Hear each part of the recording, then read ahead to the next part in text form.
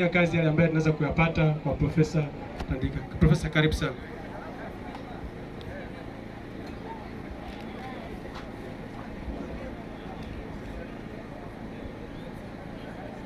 Jamani, habari za jioni. Mimi nimepewa dhamana ya kufungua michuano. Bahati mbaya nikachelewa,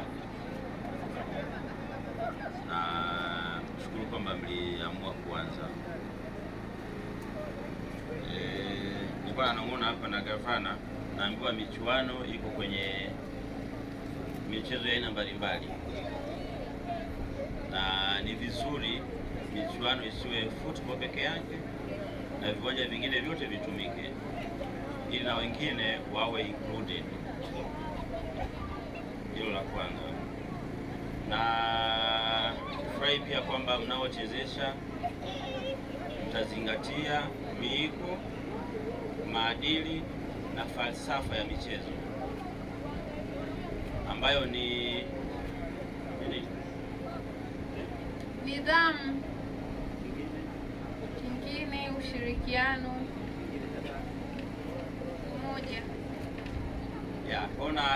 Nachukulia hapo kwenye umoja. Michezo mara nyingi, pamoja na kwamba tunaitumia kwa ajili ya afya, lakini falsafa ya dunia ni kutuunganisha.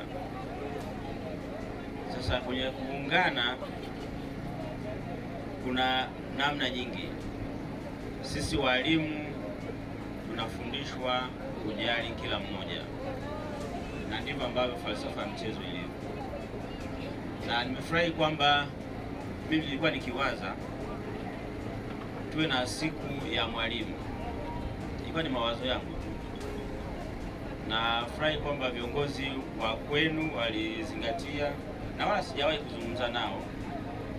Nafikiri itabidi tufikiri tena namna nyingine ya mashindano ya mwalimu. Haya yanaendelea kwa sababu mwalimu yuko kwenye nyanja mbalimbali, darasani na mazingira mengine ya nje. Kwa hiyo tufikiri pia namna ambavyo tutauishi walimu, na nimeiona namna mojawapo ni namna mnavyocheza. Unacheza kwa nidhamu, ukiwa na tahadhari kwamba huyu mwenzangu akitoka hapa ana assignment, si ndio? Lakini haimaanishi ucheze chini ya kiwango kwa sababu kuna assignment, si ndio?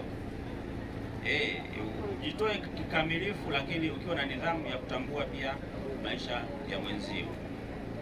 Nisiwachoshe sana, nizungumze maneno ambayo inawezekana msifurahi. Moja, naamini wote mlioko hapa mmejisajili kwa maana ya kutambua wanafunzi wako rasmi, na iendelee, ituunganishe, ituongezee upendo na kujaliana, upendo na kujaliana. Na mwalimu si mnafiki, mwalimu ni